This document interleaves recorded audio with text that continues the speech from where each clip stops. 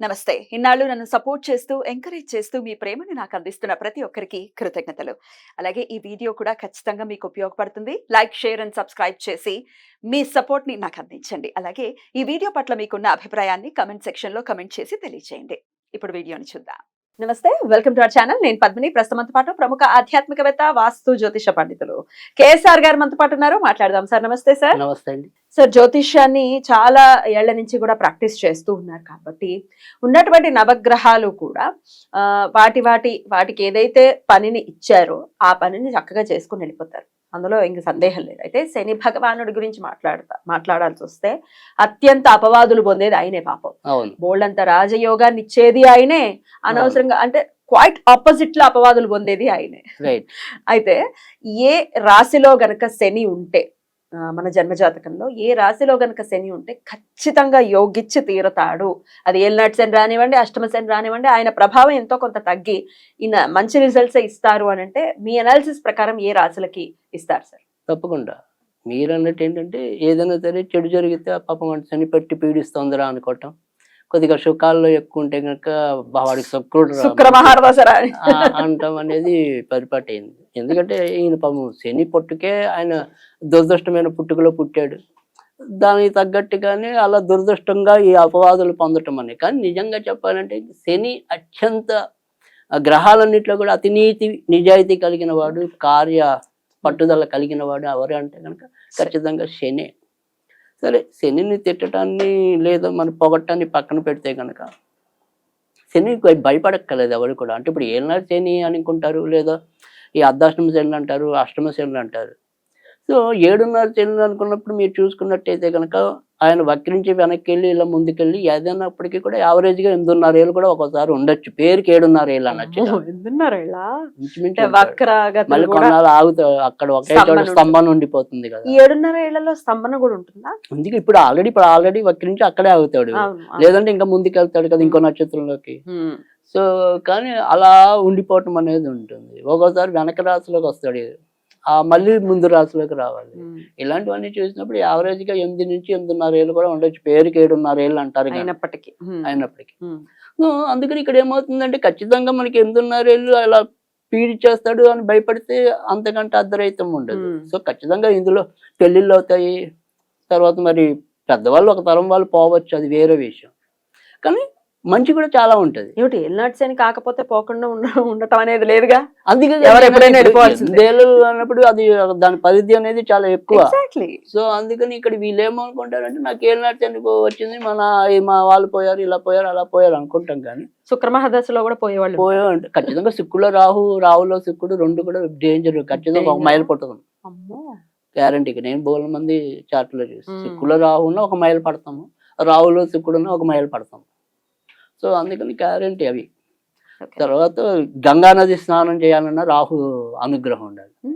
So అందరూ శివుడు అనుగ్రహం అనుకుంటారు, కానీ మన జాతకం బట్టి చెప్పినట్టయితే రాహు అనుగ్రహం ఉండాలి.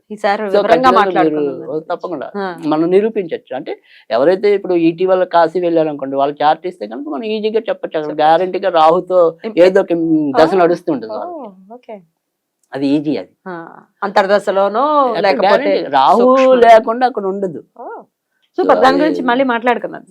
అయితే ఇప్పుడు మీరు శని అడిగినప్పుడు ఏంటంటే కనుక శని అసలు దేంతో యోగిస్తాడు అనేది ఫస్ట్ మనం కనుక తీసుకున్నట్టయితే కనుక ఆయన స్వక్షేత్రంలో ఉన్నప్పుడు యోగిస్తాడు. మళ్ళీ ఒకటిలో అంటే కాదు, స్వక్షేత్రం అంటే ఆయన స్వక్షేత్రాలు ఏంటి? మకరం, కుంభం. అవును. సో ఈ మకరంలో కానీ కుంభంలో కానీ ఉంటే కనుక ఎక్కువగా యోగించడం అనేది ఉంటుంది. తర్వాత మళ్ళీ కుంభంలో ఉన్నప్పుడు అయితే మరింత యోగించడం అనేది ఉంటుంది. కుంభే శని నా దుర్లభ అన్నారు కాబట్టి కుంభంలో ఉన్నప్పుడు వాళ్ళకి ఆ రకమైన అంటే ఒక పట్టుదల అనుకోండి. ఏదైనా అంటే నా దుర్లభ అనేది ఎందుకన్నారంటే ఇప్పుడు మనకి అదృష్టం కలిసి రావటం అనేది వేరు, మనం ఏ పనైనా చేయగలగటం అనేది వేరు. ఏ పనైనా చేయగలిగే సత్తా ఉండాలి మనకి. ఆ సత్తా కుంభంలో ఉన్నప్పుడు ఉంటుంది. అంటే ఇప్పుడు వెళ్ళి మీరు సినిమా యాక్టర్ అవ్వాలంటే సినిమా యాక్టర్ అవ్వచ్చు, రాయాలి అనుకుంటే రాయొచ్చు, పాడాలనుకుంటే పాడొచ్చు. కానీ అదృష్టం అనేది మళ్ళీ తర్వాత విషయం. అవును అవును. నా దుర్లభ అంటే ఏదైనా చేయగలరు అని, వీళ్ళకి సాధ్యం కానిది ఏది లేదు అని. బ్యూటిఫుల్. ఎందుకంటే ఎప్పుడైతే శని అక్కడ మనకు కుంభంలో ఉంటాడో ఆయన దృష్టి వ్యాపార స్థానమైనా, అంటే వ్యాపార స్థానం అంటే మీరు జనరల్ వ్యాపారం అనుకోండి, మనం శరీరాత్మకంగా చేసే ఏ వ్యాపారమైనా వ్యాపారమే అవుతుంది. సో దాన్ని మనం ఈయన సింహాన్ని చూస్తాడు. ఆయన ఇక్కడ కుంభంలో ఉన్నప్పుడు ఆటోమేటిక్గా సింహాన్ని చూస్తాడు. అందుకని ఎలాంటి వాళ్ళైనా కూడా లొంగ తీసుకున్నానికి కూడా అవకాశాలు ఎక్కువ ఉంటాయి వీళ్ళకి, ఈ కుంభంలో ఉన్న వాళ్ళకి. ఎందుకంటే రాజు లాంటి వాళ్ళ మీద దృష్టి పడుతుంది కాబట్టి రాజుని కూడా ఆకట్టుకోగలడు అని చెప్పి. సో అందుకని ఖచ్చితంగా మంచిది కాంబినేషన్. అంటే ఇక్కడ మకరం కుంభంతో పోలిస్తే కుంభం బెటర్, బట్ రెండు ఓకే. ఆయనకి శనికి చాలా విలువైన రాసులు సక్షేత్రాలు కాబట్టి. అయితే ఇక్కడ కుంభంలో ఉన్నప్పుడు ఏంటంటే దాన్ని పంచసస్య యోగాల్లో ఒక యోగంగా చెప్పడం అనేది ఉంది. తర్వాత రెండోది వచ్చేప్పటికి ఏంటంటే ఆయనకి అది సక్షేత్రం మూల త్రికోణం అని ప్రతి ఒక్కరికి ఉంటుంది. అది మూల త్రికోణ రాశి కాబట్టి ఇంకా ఎక్కువ యోగం ఉంటుంది మకరంలో కన్నా కూడా కుంభంలో ఉంటే. అదొకటి. తర్వాత రెండోది వచ్చేప్పటికి ఏంటంటే తులలో ఉన్నదాన్ని కూడా పంచసస్య యోగాల్లో ఒకటని చెప్పడం అనేది ఉంది. తులలో ఓచను కూడా పొందటం అనేది ఉంటుంది కాబట్టి అది కూడా మంచిది. మీ జన్మ జాతకంలో తులా రాశిలో గనక శని ఉంటే ఆయన ఉచ్చ పొందుతాడు కాబట్టి మంచిది. రైట్. తర్వాత వచ్చేప్పటికి 6వ ఇంటి కూడా చాలా అద్భుతంగా ఉండటం అనేది జనరల్ గానే 6వ ఇల్లు. అంటే ఆయన ఏదైతే ఇప్పుడు సపోజ్ లగ్నము మేష లగ్నం అనుకోండి, సో మేష లగ్నానికి 6వ ఇల్లు ఏదైతే ఉంటుందో అది కన్య. అంతేగా, కన్య మరి బుధుడికి సంబంధించింది. బుధుడు శని మంచి మిత్రులే కదా. సో అయితే బాగుంటుంది. సో అందుకని మనకి ఆయన జన్మ జాతక లగ్నం బట్టి 6వ ఇంట్లో, అందుకే ఇప్పుడు గోచారంలో కూడా జనరల్ గా 6వ ఇల్లు అందరికీ మంచిదే ఆల్మోస్ట్ ఆల్. సో అలా గోచారంలో కూడా మనకు ముఖ్యంగా ఈ దుష్టగ్రహాలన్నింటికి 6 చాలా పట్టుదల కలిగిస్తారు. రైట్. సో అందుకని ఇప్పుడు తులారాశికి అదృష్టం అంటున్నాం 6వ ఇంట్లో శని సంచరిస్తున్నాడు కాబట్టి. సో అలా 6వ ఇల్లు కూడా చాలా అద్భుతంగా ఉంటుంది. 11వ ఇల్లు చాలా మంచిది. లాభశని కూడా, లాభశని అంటే పళ్ళు కొద్దిగా లేట్ అవ్వచ్చు కానీ ఖచ్చితంగా సాధించి పెడతాడు. సో అందుకని లాభస్థానంలో శని ఉన్నా కూడా మంచిది ఉంటుంది. ఈ లాభస్థానం అంటే లగ్నం రీత్యా లాభస్థానం 11th హౌస్ లో. ఇప్పుడు మనకి కానీ అలా కాకుండా మాట్లాడాలంటే ఇప్పుడు సరే ఇలా వీళ్ళకి కొంతవరకు మనం తెలుసు అనుకోండి, ఏమీ తెలియకపోయినా కూడా కొంతవరకు అంటే నేను చెప్పే జనరలైజ్ గా వృషభానికి చాలా మేలు చేస్తాడు, వృషభ రాశికి. ఆయన ఎక్కడైనా ఉండనివ్వండి అనేది ఒకటి. తర్వాత మిథున రాశికి కూడా మేలు చేయటం అనేది ఉంటుంది. తర్వాత కన్యా రాశికి మేలు చేయటం అనేది ఉంటుంది, తులా రాశికి చేయటం అనేది, మకర కుంభాలు అలాగే ఉంటాయి. ఇన్ని రాశులు ఉన్నాయి, 6 రాశులు ఉంటాయి గంటలుగా. శని పాలిత రాశులు 6, గురు పాలిత రాశులు 6. సో అందుకని శని పాలిత రాశులైన వాళ్ళందరికీ కూడా శని ఏదైనా కొంత ఇబ్బంది అనేది కొద్దిగా తక్కువ పెడతాం అనేది ఉంటది. సో వీడు మనవాడు కొద్దిగా ఏడిపిద్దాం అనుకుంటా. సో అందుకని ఆ రకంగా కొద్దిగా ఏడిపించే రాశుల్లో ఇవి ఉంటాయి. సో బాగా ఏడిపించే మిగతా రాశులు ఉంటాయి. మనం చెప్పని రాశులు ఏవైతే ఉంటాయో ఎక్కువ బాధ పెట్టడం అనేది ఉంటుంది. కనుక ఈ రకంగా శని ఉండడం అనేది, సో మనకి జాతక రీత్యా పక్కా చెప్పుకోవాలి అనుకుంటే మాత్రం ఇందాక చెప్పినట్టు మకరంలో కుంభంలో ఉండటం అనేది ఒకటి, తర్వాత 6వ ఇంట్లో ఉండటం అనేది ఒకటి, 11వ ఇంట్లో ఉండటం అనేది ఒకటి, తులలో అది. ఇవి మనకి మంచి స్థానాలు అని ఖచ్చితంగా కన్సిడర్ చేస్తారు. సో శని బాగుంటే జనాకర్షణ అనేది కూడా ఎక్కువ ఉంటది.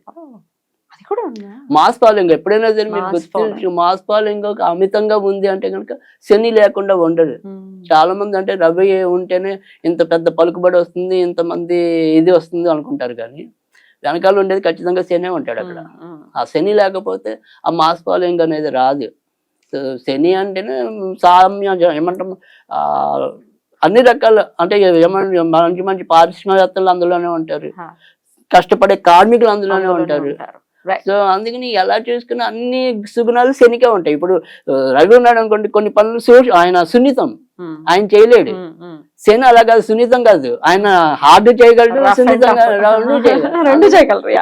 Right sir. అయితే మీరు చెప్పినట్టుగానే మా జన్మ జాతకంలో తులలోనే ఉన్నాడు శని, ఆయన రిజల్ట్స్ ఇవ్వట్లేదు. కుంభంలోనే ఉన్నాడు శని, ఆయన రిజల్ట్స్ ఇవ్వట్లేదు.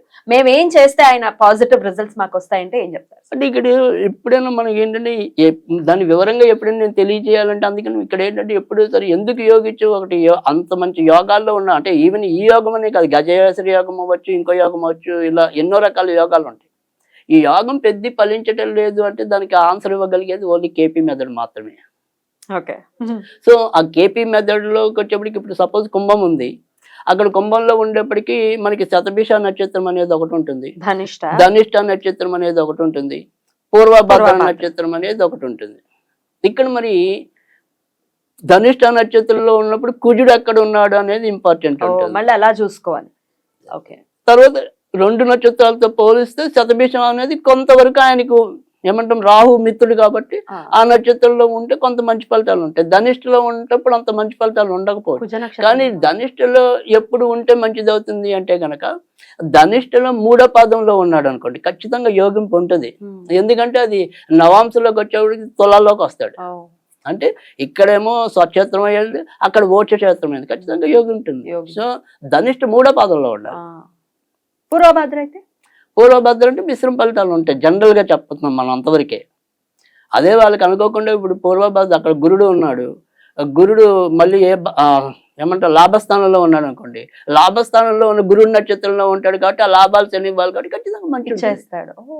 ఇంత అక్యురేట్ గా కేపీ పద్ధతిలో మాత్రమే సాధ్యం అవుతుంది.